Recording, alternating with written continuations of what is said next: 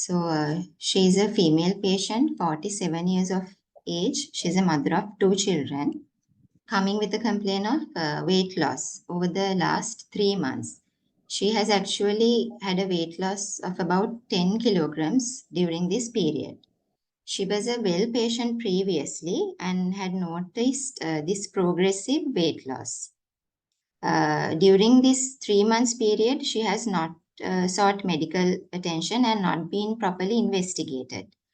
However, her appetite was normal, and this was an unintentional weight loss according to her. She didn't have any dysphagia, but had vomiting and nausea, never had coffee ground vomiters.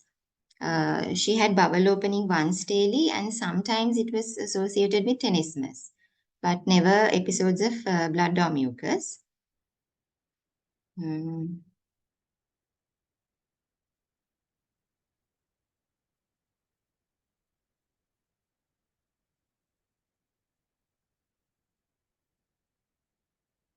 Right. And sometimes with abdominal distension.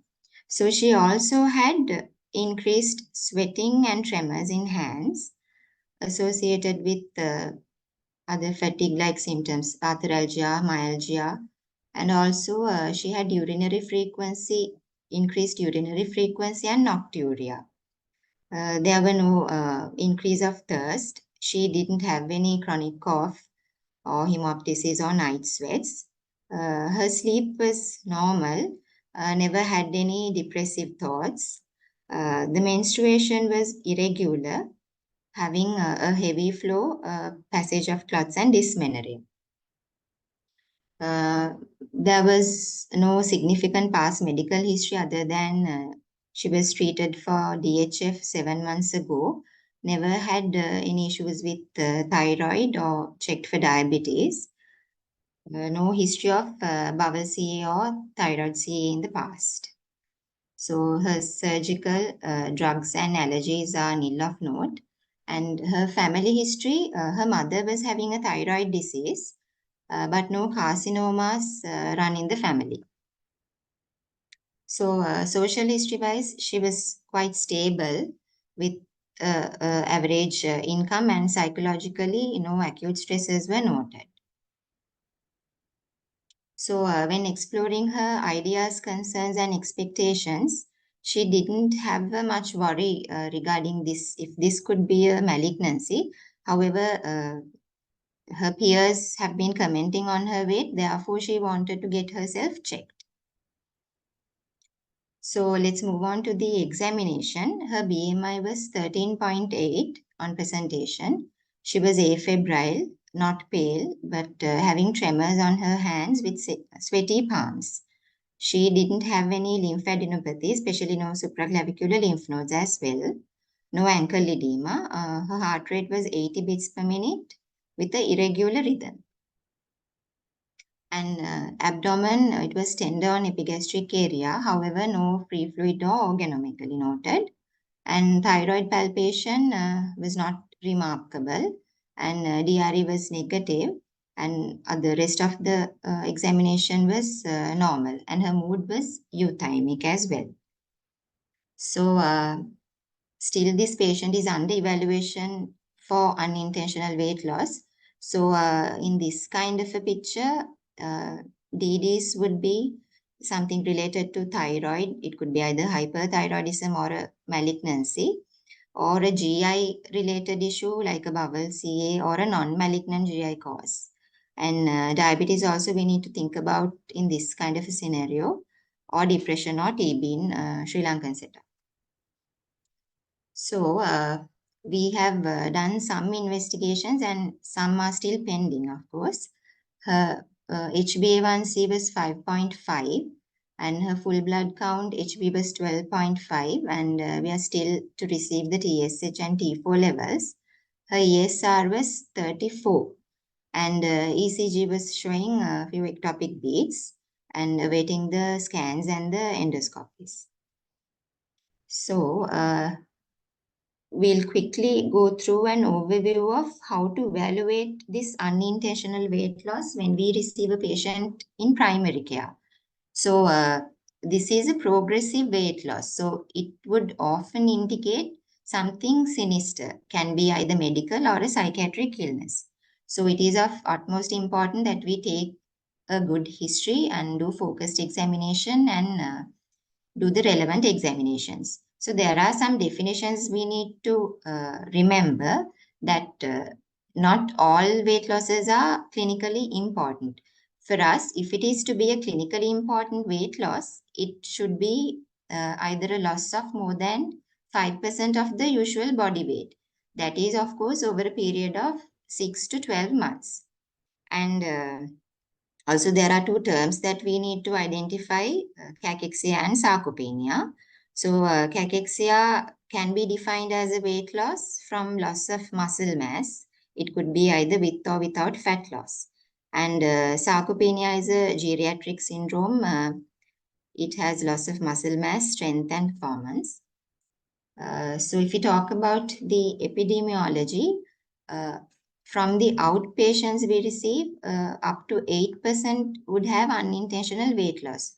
So as primary care providers, we should have some outline on how to evaluate properly. And here are some etiologies that we need to think of if we get a patient like this. So some major causes would be malignancies are high up on the list. So malignancies arising from the GI tract, lung malignancies, lymphomas, renal and prostate cancers are some identifiable malignant causes for this weight loss. Also, there are some non-malignant GI causes that are contributing. So, things like peptic ulcer disease, things related to malabsorption, celiac disease, or inflammatory bowel disease. And of course, a thing that would be missed would be a psychiatric disorder that is coming as a weight loss. So, particularly depression, we need to think of, and people would have eating disorders. So, that would manifest as a weight loss. And also, we must not forget about the endocrine pathologies, basically like hyperthyroidism, diabetes, and adrenal insufficiency. Also, infections like infectious diseases like HIV and hepatitis C, mainly TB, those are also high up on the list. And people with advanced chronic diseases, the people with neurological diseases like stroke, dementia, also would present like this. And some medications would contribute to weight loss. Chronic diseases like rheumatological diseases, and then chronic vigorous exercise also present like this. And there are some medications and substances associated with weight loss, which could be alcohol, cocaine, amphetamines, drug withdrawal syndromes, tobacco, and even some prescription drugs. The adverse effects could present as this, like anti-seizure medications, hypoglycemic agents, and thyroid medications. And other herbal and non-prescription drugs also falls into this list. And in older adults, there are particular set of causes for weight loss we need to think of. You can remember easily by this mnemonic, meals on wheels. So as I earlier said, medications, there could be some emotional aspect like depression, especially in older adults, alcoholism, and bereavement, swallowing problems in the elderly. And of course, we need to look into oral factors like loosening of tooth, any nosocomial infections, and dementia, endocrine related causes like hyperthyroidism, hypercalcemia, and some GI related problems like strictures, eating problems, dietary associated factors, and social isolation. So, these kind of things we need to think about in older adults. So, why unintentional weight loss is important is that around 10 to 20% of cases would contribute to non-malignant causes, whereas malignant causes contribute to 15 to 37 point of the population, which is quite high. And even psychiatric disorders can present, and some up to 25% of cases we cannot find a cause really. So in the evaluation, we need to first begin by the verification of a weight loss, whether it's a 5% weight loss over 6 to 12 months period. And then we need to get a careful history and physical examination. However, each workup should be individualized based on each patient's history and examination findings. So this is a small flowchart like thing that would give a summary or a snapshot of what we should do when we receive a patient. So as I earlier mentioned, evaluation of weight loss starting with verification. So we need to document if the patient has had a weight loss of 5% or more. If it's not there, then we can closely follow up the patient. That, of course, the follow-ups would depend on any new symptoms or other comorbidities of the patient. So if you think about any red flags, of course, you need to follow up the patients more frequently rather than waiting. So if the patient fulfills or rather verifies this weight loss, we need to take a complete history starting from their eating habits and finding out whether it's intentional weight loss or unintentional weight loss. And of course, what's the pattern of the weight loss has been, whether it was a progressive one or things like that. And other symptoms, especially red flag symptoms, we need to evaluate if the symptoms are associated with a malignancy. If you think it is of a malabsorption or a psychiatric disorder, we need to act quickly. And we need to also take a good history about the medication the patient is on and their usual function and social factors. So with that kind of a history, we can do a focused examination, giving particular attention to their general appearance, BMI, and having, if they are having any features of nutritional deficiencies, any glossitis, things like that, and the cognitive and the neurological examination. So, if your history and examination is pointing towards a suspected diagnosis, say hyperthyroidism, if you see like features of hyperthyroidism, you can target your investigations and the other follow-up depending on that. So, from the history and examination, if you do not come to a particular diagnosis, you can do few tests and see, starting with the full blood count to check the hemoglobin levels, eosinophil counts and things, and electrolytes and calcium, and of course the blood sugars with HbA1c, renal functions, the hepatic functions, TSH with a free T4 if you are suspecting hyperthyroidism, and stool occult blood, ESR and a CRP. So these would be the basic things you can do. And of course, with further evaluation, we can think of doing HIV, testing for HIV, hepatitis C, and X-rays, and depending on the patient's age appropriate cancer screening. So if from that we get a abnormal finding, depending on the disease, we can act further. And still, if you do not get an abnormal finding, we can do watchful waiting. However, that also depending on patient symptoms, and if he comes up with a new complaint, we need to act quickly rather than doing watchful waiting. So in follow-up of this kind of a patient after initial evaluation, in follow-up also we need to pay careful attention to the patient's dietary history, and if there are any possible psychosocial causes that we have missed at the first visit, or any surreptitious drug intake, or a new manifestation of a occult illness, any malignant features we need to think of.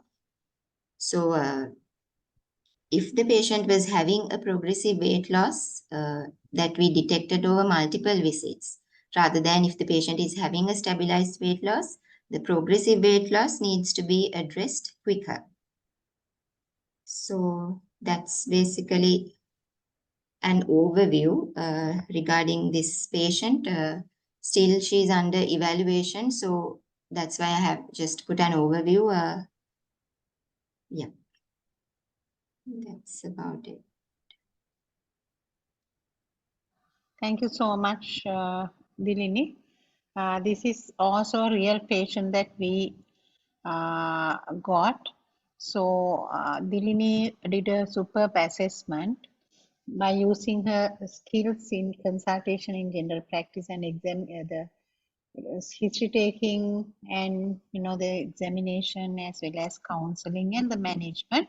But the problem here is, according to the history and the positive findings that we got, it's more likely for us, it was like the thyroid dysfunction towards hyperthyroidism, but we couldn't come into the diagnosis because of the non-availability of the test results, and as well as she has some the symptoms of the nocturia and increased frequency of urine as well.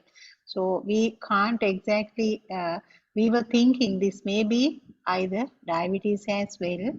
That is another common thing, the uncontrolled hyperglycemia. But can go ahead without unnoticing that she was not a non-diagnosed patient. But anyway, once we check, that is why we checked the not only the fasting blood sugar but also HbA1c as well. Her case, in fact, it was not in pre-diabetes as well. No, Dirini? No, madam, she didn't fulfill. No, she didn't. So because of that, we could easily rule out that, and that is the important thing, according to the history and the positive, the signs. By examination, we can narrow down our diagnosis and we can, go for the, the cost-effective management in primary care by going to the most relevant investigations that we are thinking of. We always think about the exclusion of the red flags by the symptoms as well as by examination, and if really necessary to do the investigation as well. So here we have thought about the hyperthyroidism, and we have ask her to do the thyroid status and ultrasound scan of the thyroid as well, no? Yes, madam. Yes. Yes. So because of that, those two tests were not available, so we couldn't come into diagnosis. So the next step is, once we assume that she is coming with most likely the possible, the TSH and the T4 test towards to diagnose and the ultrasound to diagnose as, the hyperthyroid. So even with the palpation normal thyroid gland, the patient can have that the small, the nodular enlargement within the gland. That is the common cause is the nodular enlargement for the hyperthyroidism. So because of that, we have assessed correctly. We have ordered the required investigation, thinking about the cost-effective management, and so we have to watchfully waiting for the results of the other important test. So in case if it comes as positive for the hyperthyroidism, again that is not our management. We have to make, as the competent family physician, we have to identify the correct point of reference. Then we have to send the patient to the the surgeon. We have to hand over the patient for the surgeon in order to do their management, either medical or surgical management they would do according to the patient assessment, right? So in case so what are the next assessment if we provided that if patient will send the patient to the thinking about that we got positive the scan and the thyroid function test, we will hand over to the surgeon. We refer, right? So not admit again, we refer, right? Within 2 weeks referral is okay. So why we need to send that patient to the surgeon? So can you, that also you must know why we should send. So because of that you have to know sometimes little bit in the in-depth management as well, in order to refer the patient within the correct time as well as to the correct people to do the correct job. So why we need to send? Can someone answer? Not the care, the presentation, the registrars that they have done the presentation. Yes.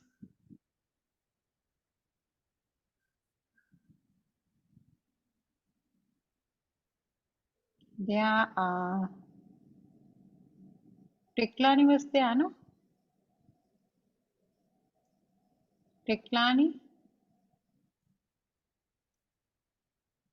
කො මේගොල්ලෝ නිකන් phone එක දාලා ගිහිල්ලා වගේ මට පේන්නේ. Tarindra, what do you think? It's all right for you all to make mistakes. I'm telling always that is the learning opportunity. Once you make the mistakes, you will learn. So because of that,